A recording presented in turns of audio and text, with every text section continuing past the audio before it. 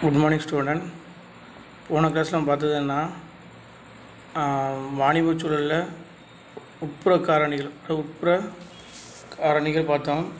இப்போ இந்த கிளாஸில் பார்க்கும்போதுன்னா வெளிப்புற சூழலில் அதில் நுண்ணியல் சூழல், மைக்ரோ என்விரான்மெண்ட், நுண்ணிய சூழல் காரணிகள் இதை பற்றி நம்ம இந்த கிளாஸில் பார்க்க போகிறோம். போன கிளாஸில் பார்த்தது என்ன பார்த்தோன்னா நிறுவனத்தின் உட்புறத்தில் அந்த சூழலை பற்றி பார்த்தோம். அது என்னென்ன காரணிகளை பற்றி பார்த்தோம். அது நிறுவனத்தின் முக்கிய மனித வளங்கள் முக்கிய காரணிகளாக காணப்பட்டன மற்றும் அதனுடைய செயல்பாடுகளை பற்றி பார்த்தோம்.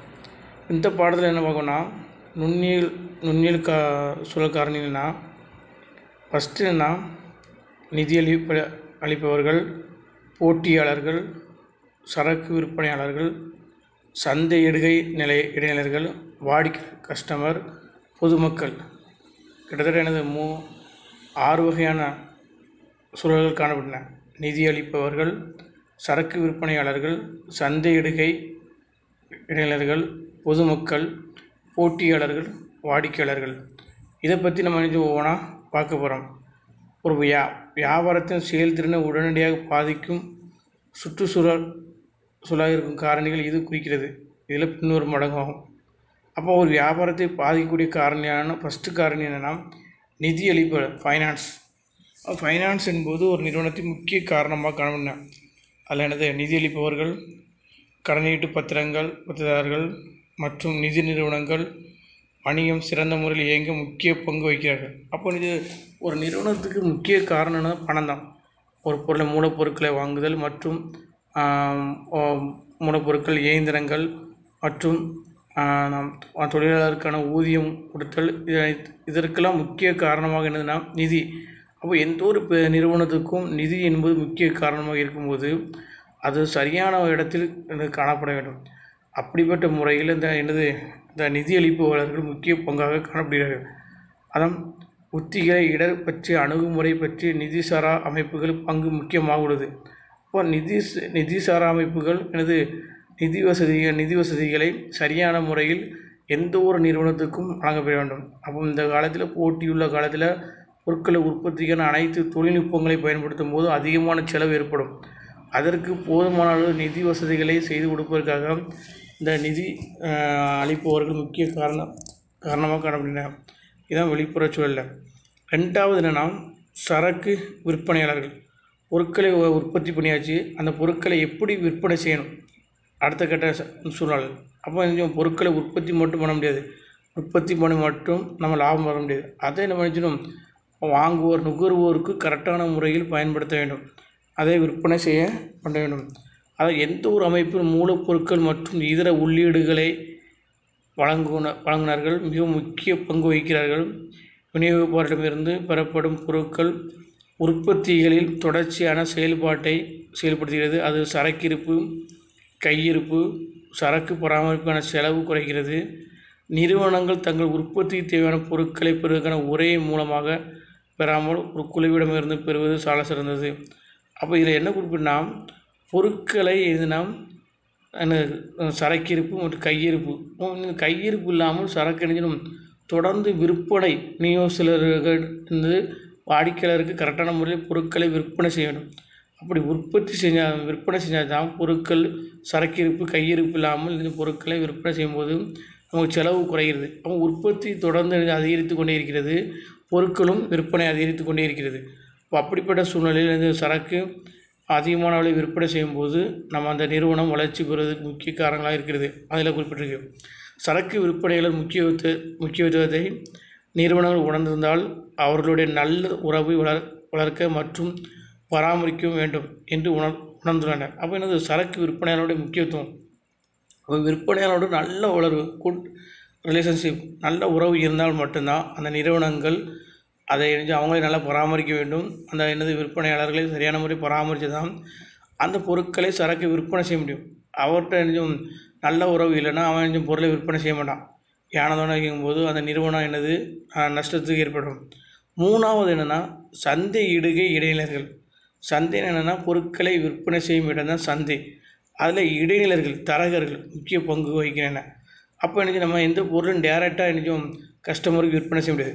அந்த இடைநிலர்கள் தரகர் முகவர் மூலமாக தான் பொருட்களை எனது விற்பனை செய்ய முடியும். உற்பத்தி பொருளை விற்பனை செய்யும் நுகர்வோரிடம் கொண்டு சேர்ப்பதில் விநியோகிப்போர் உதவி தேவைப்படுகிறது. இவர்கள் நிறுவனத்தையும் நுகர்வோரையும் இணைக்கும் பாலமாக திகழ்கின்றன. யாரை? நுகர்வோரையும் நிறுவனத்தின் நுகர்வோரை இணைக்கும் பாலமாக எனது காணப்படுகிறார். இப்போ நிறுவனத்துடைய பொருட்களை வாங்குவதற்கு யார் இருப்பார்னா அந்த தரகர்கள் முகவர்கள் இருப்பார்கள். அவர்தான் வந்து இணைக்கும் பாலமாக காணப்படுகிறது. மொத்த விற்பனையாளர்கள் சில்லறை விற்பனையாளர்கள் மற்றும் முகவர்கள் பொருட்கள் நுகர்வோர் சேர்ப்பது உறுதி செய்கின்றன.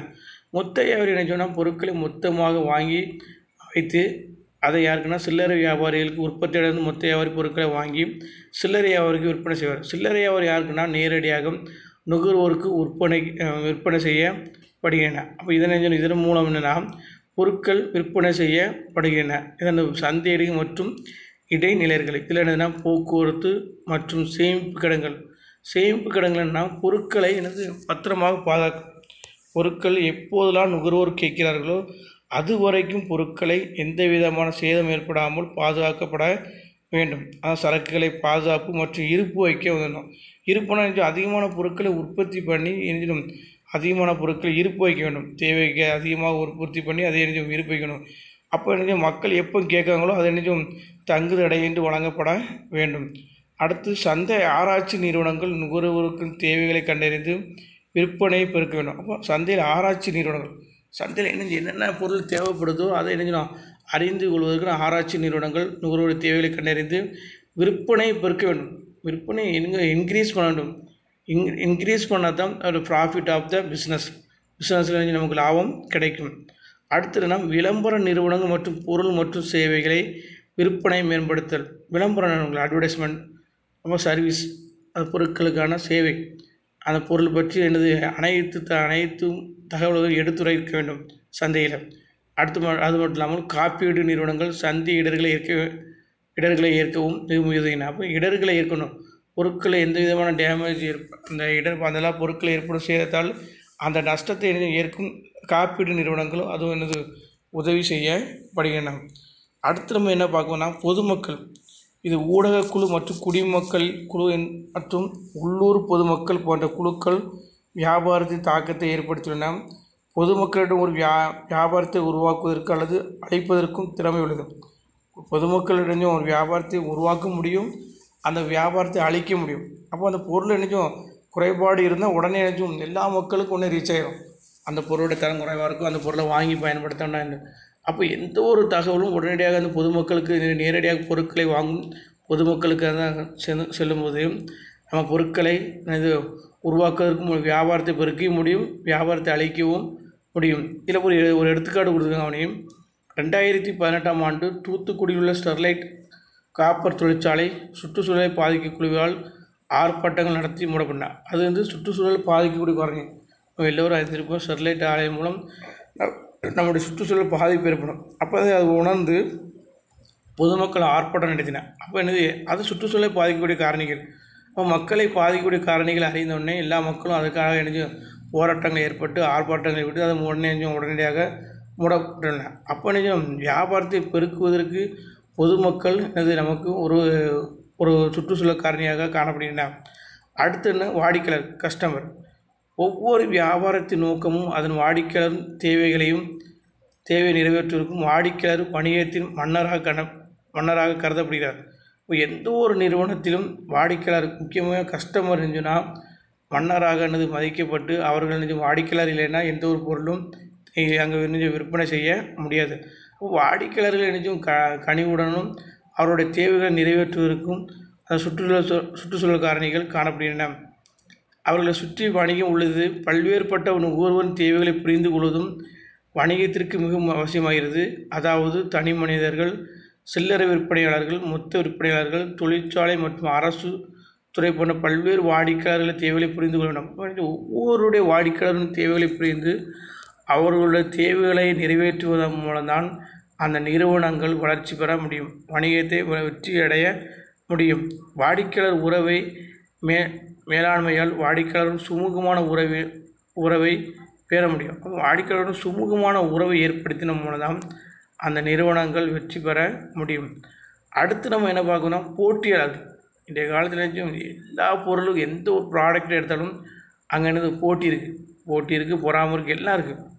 அப்போ அந்த நிறுவனங்களை எதிர்த்து நம்ம தரமான பொருட்களை விற்பனை செய்வதற்கு அந்த சுற்றுச்சூழல் காரணிகள் காணப்பட்டதான் வெளிப்புற காரணிகள்.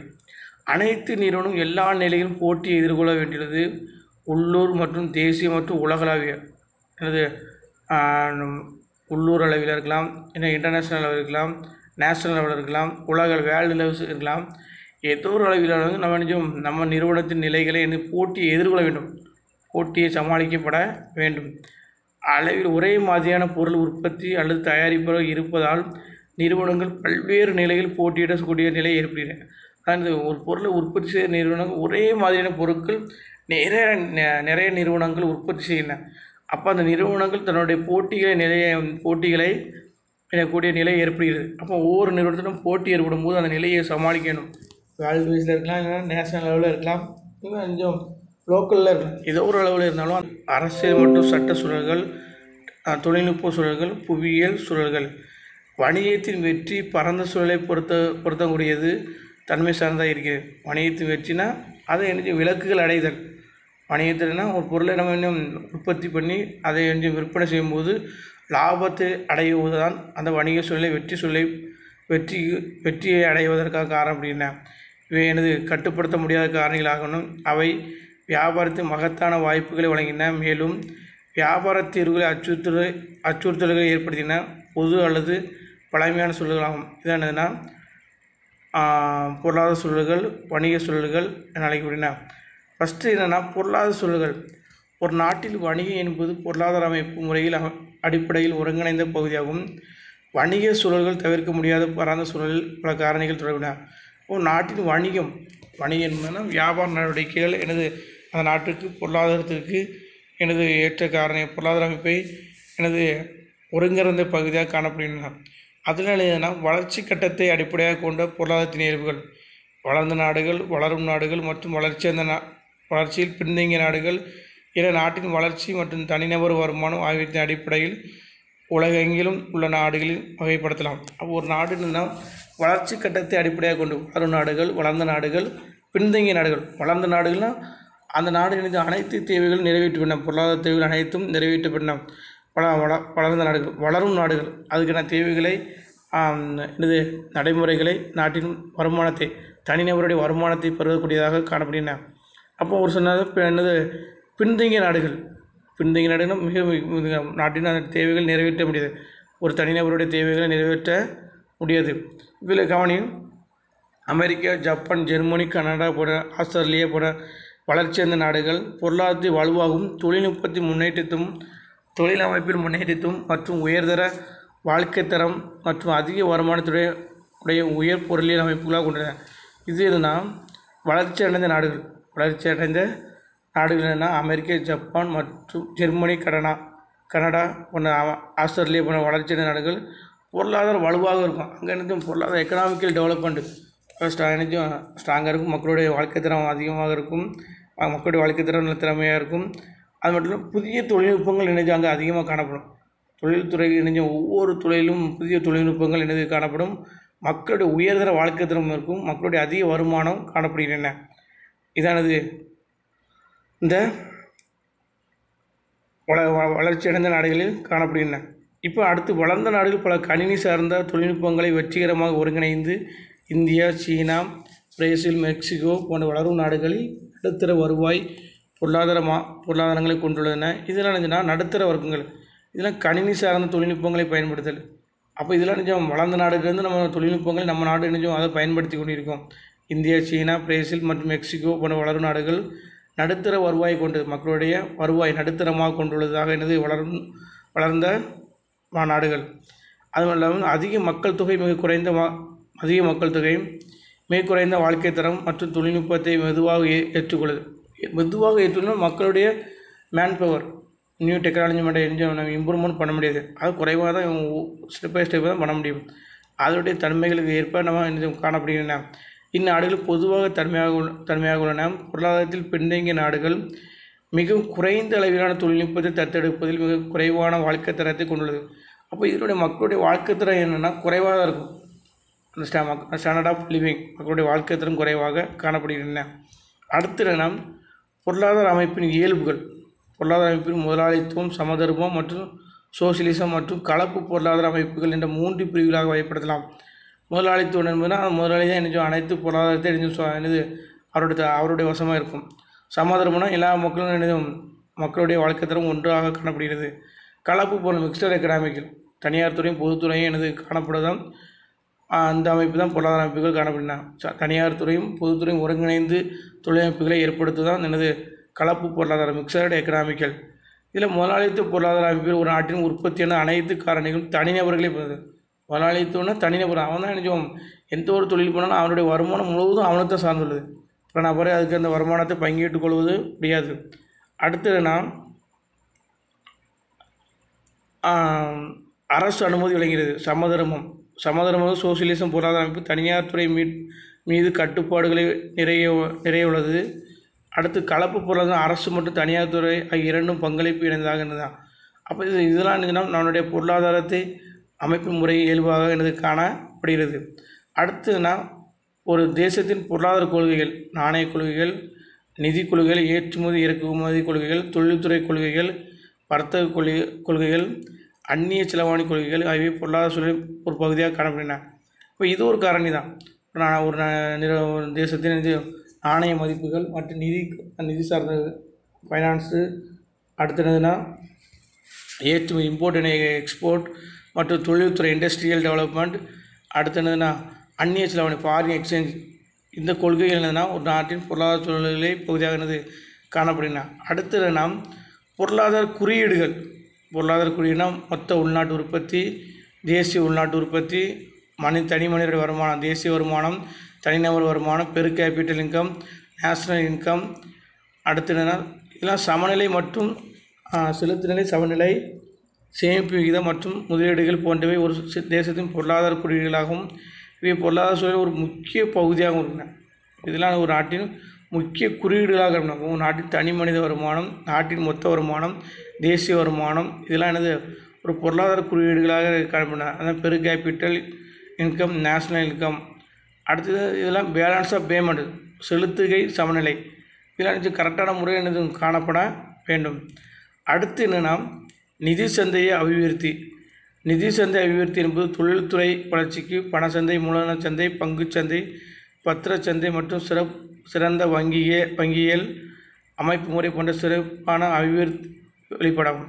அப்போ இந்த நிதி சந்தை தான் நிதியை உருவாக்குவதற்கான, அதை ஊக்குவிப்பதற்கான இந்த சந்தைகளை மேம்படுத்த வேண்டும். அதான் தொழில்துறை சந்தை அழைக்கப்படுகிறது. பணச்சந்தை, மூலதன சந்தை, பங்குச்சந்தை மற்றும் பத்திரச்சந்தை இதெல்லாம் அதை வளர்ச்சி பெறுவதற்கு போதுமான அளவு அதனுடைய வெளிப்பாடுகள் காணப்பட வேண்டும். அடுத்து பொருளாதார கட்டமைப்பு.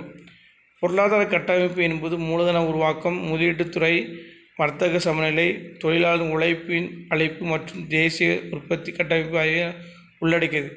பொருளாதார இன்க்ரீஸ் பண்ணணும். இந்த எக்கனாமிக்கல் ஸ்டேட்டஸ் பண்ணணும்னா மூலதனத்தை உருவாக்க வேண்டும், கேபிட்டல். அடுத்து முதலீட்டுத்துறை, இன்வெஸ்ட்மெண்ட்டு. அடுத்து ட்ரேடு வர்த்தகம். அடுத்து தொழிலாளர் ஒர்க்கர்ஸ். அடுத்து உழைப்பு, அவருடைய உழைப்பு அளிப்பு மற்றும் தேசிய உற்பத்தி கட்டமைப்பு இதெல்லாம் உள்ளடக்கி காணப்பட வேண்டும். அடுத்து என்னன்னா சமூக மற்றும் கலாச்சார சூழல்கள். அப்போ அது வணிக சூழலில் ஒரு அங்கமாகும். சமூக சூழலான வணிகமும் அமைந்துள்ளது. சமூகத்தின் மொத்த காரணியாக குறிக்கிறது. சமுதாயத்தில் சமூக மற்றும் கலாச்சார சூழல்கள் பாதிக்கின்றன. இது தனிநபர் நடத்தை, குடும்பத்தின் பங்கு மற்றும் முக்கியத்துவம், பழக்க வழக்கங்கள், சமூக மதிப்புகள், மதம் மற்றும் மொழிகள், நெறிமுறை மதிப்புகள், கல்வி அறிவு நிலை மற்றும் மக்களின் சமூக மனப்பான்மை, சமூக கலாச்சாரம், சுற்றுச்சூழலை போன்றவற்றை உள்ளடக்கியாகும். அப்போ இதில் என்னன்னா சமூக கலாச்சாரம். அப்போ என்னது கலாச்சாரம் என்பது மக்களுடைய நாகரிகம், மக்களுடைய பழக்க வழக்கங்கள், மக்களுடைய நடத்தைகள் இதெல்லாம் முக்கியமாக காணப்படுகின்றன. அப்போ மக்களுடைய கல்வி நிலை, அறநிலைகள், மக்களுடைய சமூக மனப்பான்மை, அடுத்து மக்களுடைய பழக்க வழக்கங்கள் இதெல்லாம் முக்கிய காரணியாக இருக்குன்னா.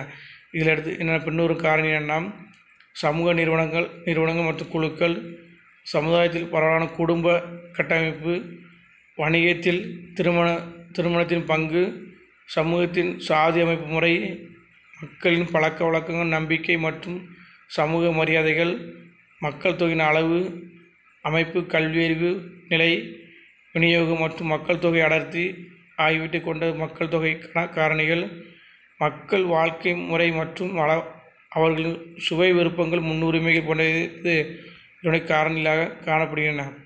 அடுத்து என்ன காரணம்னா அரசியல் மற்றும் சட்ட சூழல். ஒரு நாட்டின் அரசியலும் ஒரு வணிக சூழலை பாதிப்புடைய காரணியான வெளிப்புற காரணிகளாக காணப்படுகின்றன. ஒரு வணிகத்தை நடத்துவதற்கு தேவையான கட்டமைப்புகள் அரசியல் காணப்பட வேண்டும். அரசியல் சூழ்நிலை காரணமாக தான் ஒரு நாட்டின் பொருளாதாரத்தில் வளர்ச்சி அடைவதற்கான பொருட்களை ஏற்றுமதி செய்தல், அதிகமாக ஏற்றுமதி செய்வதற்கான ஒரு சட்ட சூழல்களை உருவாக்குவதற்கான ஏற்படுத்தல். ஒரு வணிகத்தின் வெற்றியின் போது அரசியல் மற்றும் சட்ட மாற்றங்களை மாற்றி தக்க வைத்துக் கொள்வதற்கான அதன் நிதி திறனில் உள்ளது. சட்டம், நிர்வாகம் மற்றும் நிதித்துறை ஆகிய 3 காரணிகளும் வணிகத்தின் மீது ஆதிக்கம் செலுத்துவதோடு வணிகத்தை பாதிக்க செய்கின்றன. சட்டம் மற்றும் அரசியல் சுற்றுச்சூழல் முக்கிய கூறுகளாக பின்வருவன. அரசியல் என்பது ஸ்திரத்தன்மை என்பது தேர்தல் அமைப்பு, சட்டம் மற்றும் ஒழுங்கு நிலை, இராணுவம் மற்றும் காவல் படை, ஜனாதிபதி ஆட்சி அமல்படுத்தல், உள்நாட்டு யுத்தம் மற்றும் பல கொள்கைகளை கொண்டுள்ளது. அரசியலமைப்பு என்பது அரசியல் கட்சிகள், அரசாங்கம், அதிகாரத்துவம், அதிகாரம் மற்றும் பற்றாக்குறை, குடிமக்கள் மத்தியில் அரசாங்கம், நகர்வு நிலை, நிதி நிறுவனங்கள் மற்றும் அவர்கள் வழங்கப்படும் செல்வாக்கு போன்ற ஆதிக்கம் ஆகிய நிதியிடுதல் போன்றவை குறிக்கிறது. சர்வதேச அரங்கில் தலைவர்கள் மற்றும் நாட்டின் மதிப்பு போன்றவை. சட்ட வியாபார அமைப்பு மற்றும் நிகழ்வுத்தன்மை அளவு, நாட்டின் அரசியலமைப்பு, சுங்க வரி மற்றும் இலவச வர்த்தக குறியீடு குறித்த நாட்டின் வெளியுறவு கொள்கைகள். அப்போ இதெல்லாம் நாம் அரசியல் மற்றும் சட்ட சூழல்கள்.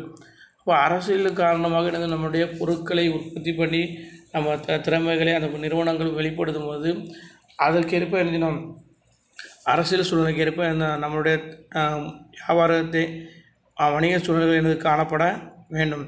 வணிகத்தின் வெற்றி என்பது அரசியல் மற்றும் சட்ட மாற்றங்கள் மாற்றிக்கொள்ள வேண்டும். அப்போ சட்டத்துக்கு உட்பட்டு எந்த ஒரு தொழிலமைப்புகளையும் ஏற்படுத்தி அரசியல் சாதகமாக பயன்படுத்தி அதை அவர்களுக்கு அவருடைய கட்டுப்பாட்டின் கீழ் அவர்களை அந்த நிறுவனங்கள் அந்த திறன்மைகளை வளர்த்து கொண்டு அந்த பொருட்களை உற்பத்தி பண்ணி அரசோடு சமத்தோடு எந்த ஒரு நிறுவனம் செயல்பட்டால் அதை அந்த நிறுவனம் ஈஸியாக வெற்றி பெற முடியும். அதாவது இந்த அரசியலமைப்பு, அரசியல் கட்சிகள், அரசாங்கம், அதிகாரத்தின் அதிகாரம் மற்றும் பற்றாக்குறை, குடிமக்கள் மத்தியில் நகர்வு நிலை, இதை பற்றி இது காணப்படுகிறது சட்ட சூழல். அடுத்து புவியியல் சார்ந்த கூறுகள். இயற்கை வளங்கள், கனிம வளங்கள், இயற்கை வளங்கள் மற்றும் கனிம வளங்கள் போன்றவை வணிகத்தை தாங்கி நிற்கின்றன. அவை பின்வருமானது. இயற்கை வளங்களின் மூலம் வணிக சூழல்கள் காணப்படுகின்றன. இதனால் இயற்கை வளங்கள் என்பது இயற்கை வளங்கள், அதாவது கனிம வளங்கள் மற்றும் எண்ணெய் அமைப்புகள் மூலப்பொருட்களாகவும் வானிலை மற்றும் காலநிலை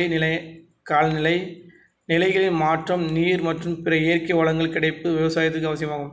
அப்போ இயற்கை வளங்களின் மூலம் நம்ம புவியியல் சார்ந்த அமைப்புகளாக காணப்படுகின்றன. இயற்கை வளம் என்பது இயற்கையாக மக்களுக்கு கிடைக்கக்கூடிய வளங்கள். விவசாயத்துக்கு நீர் மற்றும் கனிம வளங்களான எண்ணெய்கள் மூலப்பொருட்களாக காணப்படுகின்றன.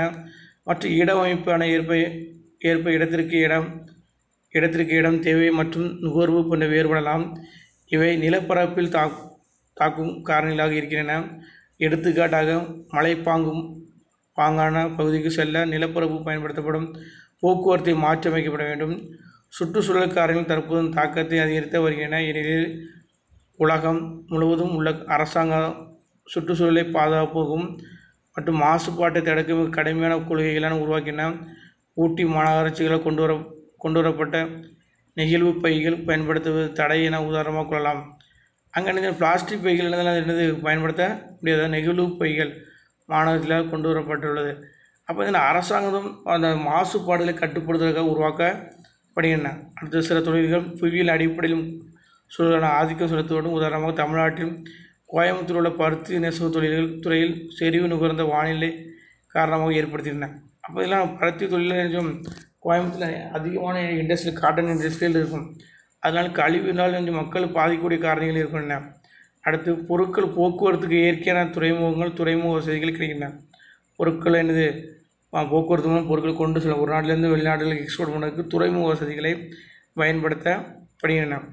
அடுத்து தொழில்நுட்பம் சார்ந்த தொழில்கள் புதிய தொழில்நுட்பங்களை பயன்படுத்துவதற்கான ஒரு காரணியாக பயன்படும். போட்டி நிறைந்த காலத்தில் நம்ம புதிய தொழில்நுட்பத்தை பயன்படுத்தி அந்த போட்டியை தக்க வைத்து கொண்டு வாடிக்கையாளர் மனநிறைவை பெற்று பொருட்களை வழங்குவதற்காக ஏற்படுத்துவதும் வியாபாரத்தின் முக்கிய நோக்கமாக காணப்படுகிறது. அப்போ புதுமைகளை படைத்தல், வாடிக்கையாளர்களை கவர்தல் மூலம் வணிகத்தின் வாழ்வாதாரத்தை நிலைநாட்ட முடியும். அப்போ டிஜிட்டல் மற்றும் சமூக ஊடகங்களை விளம்பரத்தின் மூலம் ஒரு தளமாக தயாரிப்புகளை விளம்பரப்படுத்தவும் பயன்படுத்தவும் வாடிக்கையாளரை நன்கு அறிந்து கொள்ளும் தகவல்களை ஆராய்ந்தெடுத்தல் மற்றும் தகவல் பகுப்பாய்வை பயன்படுத்தின. அப்போ மக்களை விளம்பரப்படுத்தி அந்த விளம்பரப்படுத்திய பொருட்களை எவ்வாறு பயன்படுத்துகின்றன அதை சந்தையில் அந்த பொருட்களை தக்க வைத்திருப்பதற்காக எனது தொழில்நுட்ப சார்ந்த சூழல் காணப்படுகிறது. இது நாடுகளில் கிடைக்கும் தொழில்நுட்ப நிலை, தொழில்நுட்ப மாற்று விகிதம், போட்டியாளர்களை ஏற்றுக்கொள்ளக்கூடிய தொழில்நுட்பம், காலாவதியான தொழில்நுட்ப முறைகள். அப்போ என்னென்ன தொழில்நுட்பங்கள் நம்ம பயன்படுத்த வேண்டும், அந்த கால சூழ்நிலைக்கு ஏற்ப அதை மாற்றிக்கொள்ளப்பட வேண்டும். அடுத்து உலகளாவிய சூழல் தொழில்நுட்பத்தின் விரைவான வளர்ச்சியுடன் வர்த்தக எல்லைகளை வேகமாக மறைந்து புதிய உலகளாவிய சந்தைகளை ஏற்படுத்துதல் வர்த்தகத்தை பாதிக்கும் சர்வதேச சுற்றுச்சூழல் காரணியான பின்வருவாக வெளிப்படுத்தின. மொழி மற்றும் கலாச்சாரத்தில் உள்ள வேறுபாடுகள் ஒவ்வொரு நாடுக்கும் கொஞ்சம் கலாச்சார வேறுபாடு இருக்குது. அடுத்து நாணயங்களுள்ள வேறுபாடு இருக்குது, நம்ம கரன்சி டிஃப்ரென்ஸ்.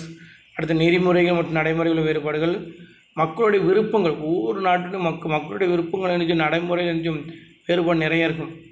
அப்போ அதனுடைய முன்னுரிமைகள் காணப்பட வேண்டும். இறக்குமதி மற்றும் ஏற்றுமதியான வரி அமைப்புகள், நம்ம எக்ஸ்போர்ட் இம்போர்ட் பண்ணும்போது ஒவ்வொரு நாட்டுக்கும் ஒவ்வொரு டேக்ஸ் இருக்கும், அதுவும் காணப்படுகின்றன.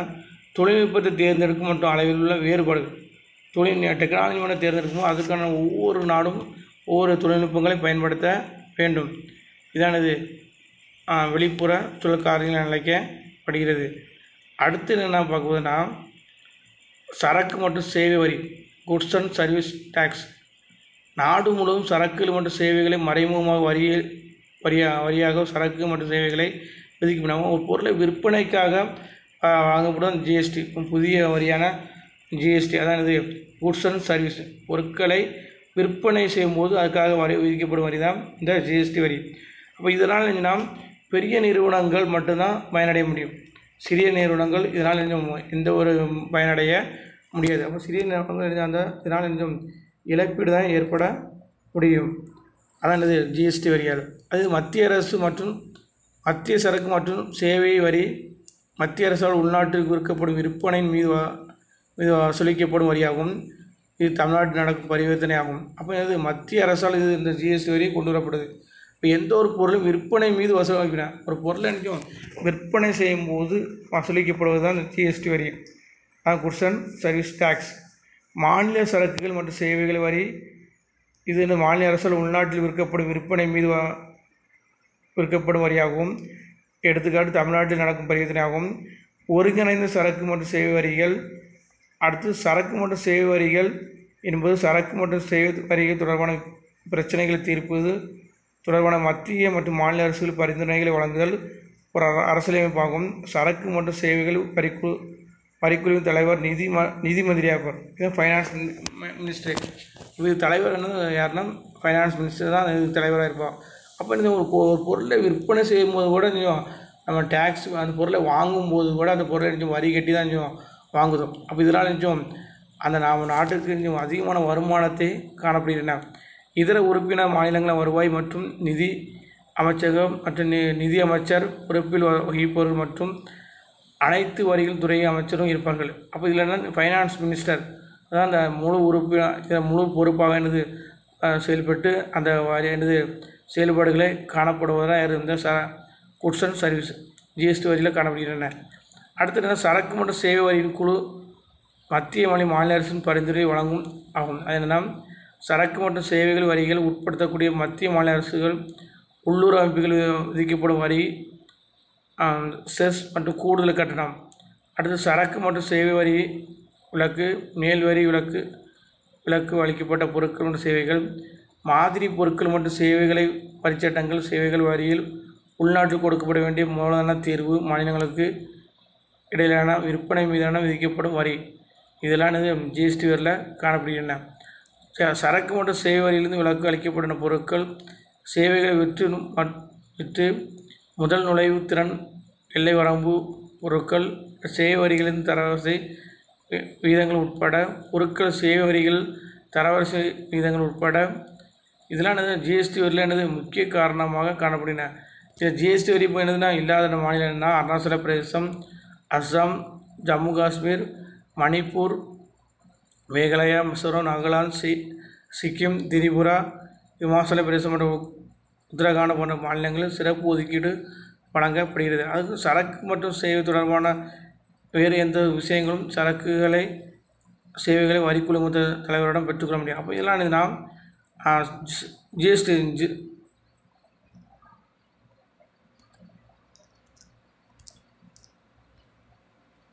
சரக்கு மற்றும் சேவை வரிகள், குட்ஸ் அண்ட் சர்வீஸ். நாடு முழுவதும் சரக்குகளை விற்பனை செய்யும் போது பொருட்களுக்காக விதிக்கப்படும் வரி தான் இந்த குட்ஸ் அண்ட் சர்வீஸு. நம்ம இந்த பாடத்தில் பண்ணோம் உட்புற மற்றும் வெளிப்புற காரணிகளை பார்த்தோம். அடுத்து ஜிஎஸ்டி வரியும் பார்த்தோம். நம்ம இந்த பாடத்தில் என்னது முக்கியமான கொஸ்டின் என்னன்னா,